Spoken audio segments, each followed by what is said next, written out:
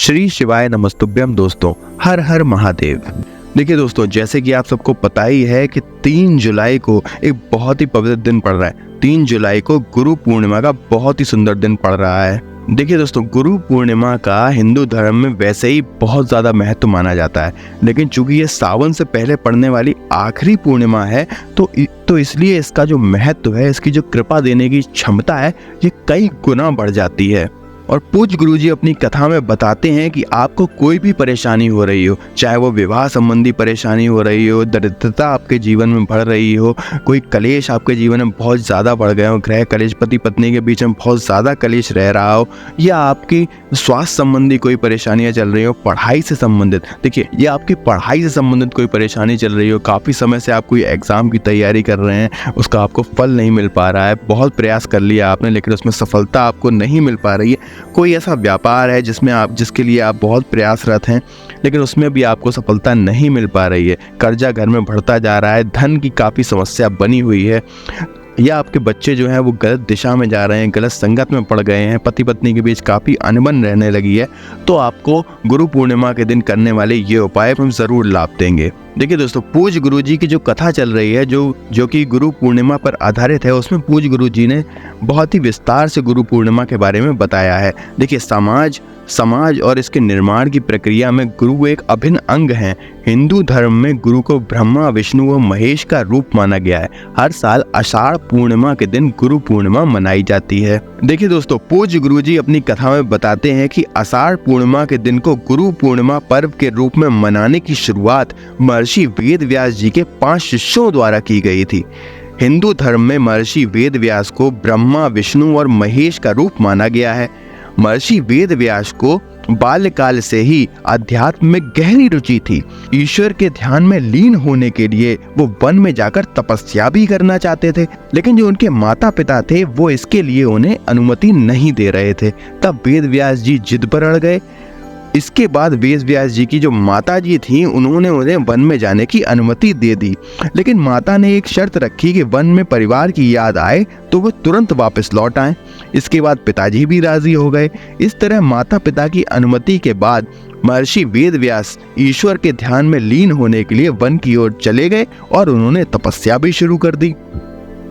देखिए, पूज्य गुरुजी आगे अपनी कथा में बताते हैं कि वेद व्यास जी ने संस्कृत भाषा में प्रवीणता हासिल की और इसके बाद उन्होंने महाभारत, 18 महापुराण, ब्रह्म सूत्र समेत कई धर्म ग्रंथों की रचना की।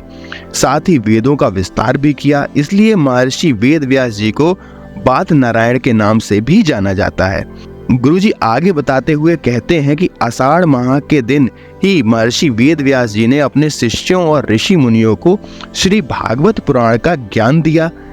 तब से महर्षि वेद व्यास के 5 शिष्यों ने इस दिन को गुरु पूर्णिमा के रूप में मनाने तथा इस दिन गुरु पूजन करने की परंपरा की शुरुआत कर दी। इसके बाद हर साल आषाढ़ माह की पूर्णिमा के दिन को गुरु पूर्णिमा या व्यास पूर्णिमा के रूप से मनाया जाने लगा। तो चलिए आपको बताते हैं कि गुरु पूर्णिमा के लिए पूज्य गुरुजी ने क्या उपाय बताए हैं। लेकिन उपाय को बताने से पहले आप सभी से एक प्रार्थना की, अगर आप हमारे चैनल पर पहली बार आए हैं या आप हमारे चैनल पर वीडियो तो देख रहे हैं लेकिन अभी तक आपने हमारे चैनल को सब्सक्राइब नहीं किया है, तो कृपया करके हमारे चैनल को सब्सक्राइब कर लें, वीडियो को लाइक करें, कमेंट करें और शेयर करें।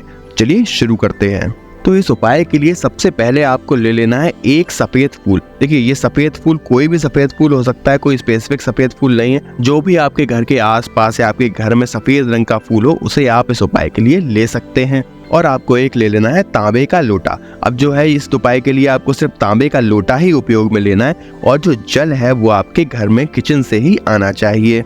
अब इन दोनों चीजों को, फूल को और कलसे को लेकर आपको पहुंच जाना है शिव जी के मंदिर, और शिव जी के मंदिर में जाके आपको शिवलिंग के पास में जाके बैठ जाना है। और ये उपाय आप गुरु पूर्णिमा के दिन सुबह भी कर सकते हैं, और आपको सुबह अगर किसी वजह से टाइम नहीं मिलता है तो ये आप दोपहर या शाम में भी कर सकते हैं। ऐसा कोई बंधन नहीं है कि आपको इसी समय करना है, जब आपको सुविधा हो तब आप ये उपाय को कर सकते हैं। अब जो आप सफेद फूल लेकर गए हैं, उसको आपको श्री शिवाय नमस्तुभ्यम का जाप करते हुए आपको उस फूल को शिवलिंग के ऊपर रख देना है। शिवलिंग पे आप क्या करेंगे, उस सफेद फूल को समर्पित कर देंगे। अब आपको क्या करना है, आप जो जल लेकर गए हो लोटे में, उस जल को आपको धीरे धीरे उस फूल के ऊपर, जहाँ आपने फूल चढ़ाया है शिवलिंग पे, उसी के फूल के ऊपर आपको धीरे धीरे जल समर्पित करना है और आपको श्री शिवाय नमस्तुभ्यम का जाप करते रहना है। कम से कम आप 11 बार श्री शिवाय नमस्तुभ्यम का जाप करेंगे, आपको इतनी धीमे धीमे उस जल को चढ़ाना है। देखिए दोस्तों, पूज गुरुजी अपनी कथा में बताते हैं, वैसे तो आप ये उपाय किसी भी समय कर सकते हैं, लेकिन प्रदोष काल के समय में अगर ये उपाय को आप करते हैं